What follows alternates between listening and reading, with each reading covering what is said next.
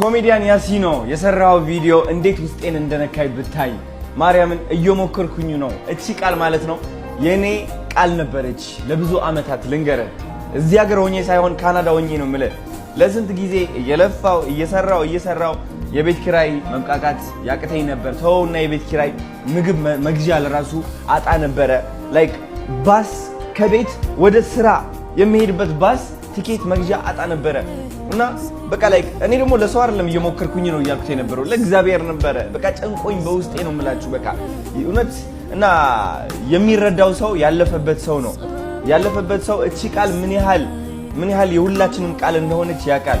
እና እግዚአብሔርን በጣም ጎበዝ ነህ። ይህ ቃል አስበ ካራክተሩን ተላብሰ መተ እንደዛ ማሳየተ ይህ ከድራማም በላይ ነው ከቲክቶክ ቪዲዮም በላይ ነው።